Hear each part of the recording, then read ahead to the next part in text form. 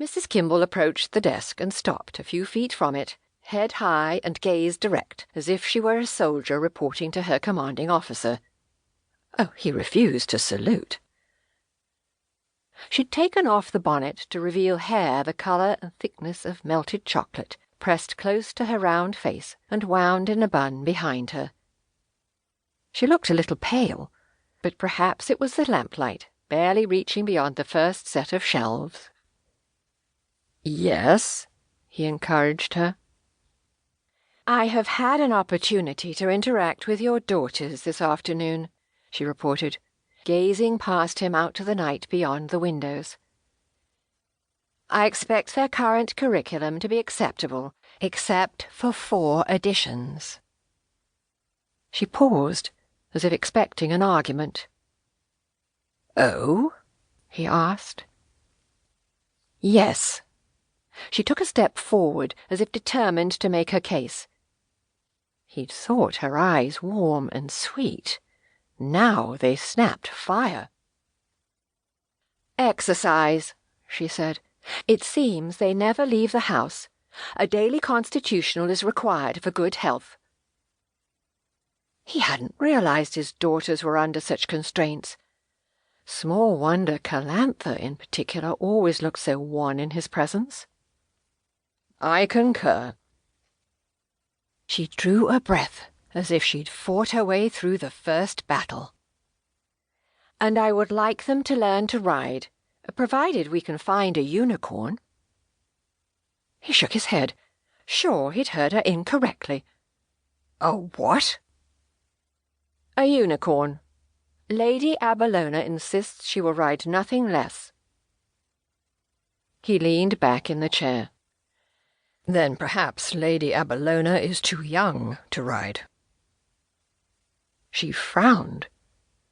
"When did your father put you in the saddle?" "When I was 5, but that's hardly the same thing." "I see no difference. Both ladies and gentlemen are expected to ride well." That he could not argue. "Very well. Assuming you can find her a unicorn, you have my permission to teach her to ride. I believe Larissa and Calantha have had rudimentary lessons in the past. Speak to my master of horse, Mr. Quayle, about suitable mounts. What else?" "Art," she said. "They have no outlet for creativity. I thought we'd start with watercolours and move on to oils." A bit ambitious, but he could see the value. "I approve." She took another step closer until her black skirts brushed the teak of the desk. "Science and mathematics," she said, voice ringing with conviction. "Her Grace doesn't seem to see the value, but I assure you a lady who can tell the difference between nightshade and blueberries and can balance her household accounts is much more likely to find success in life." What an innovative thinker! He had never heard the case made so clearly.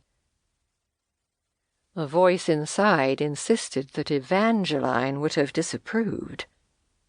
Surely the daughters of a duke had no need to determine whether a dark-coloured berry was nightshade or blueberry. But he closed off the thought. His position required that he evaluate the recommendations of others. Mrs. Kimball had had sound reasons for each suggestion. Aside from the unicorn, of course. "Your plan seems wise," he said. "I will inform my mother that I approve." She cracked a grin. "Better you than me." Minx! He felt his own smile forming. "I'm glad you understand the workings of our household, Mrs. Kimball." "I'm a cavalry officer's widow, Your Grace. I understand the value of scouting ahead and currying favour with the general.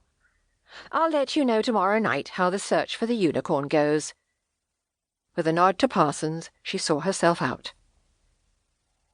For the first time in a long time, he found himself looking forward to tomorrow night. To keep listening to this audiobook, I've left you a link in the description so you can do it, at no cost thanks to Audible's 30-day free trial.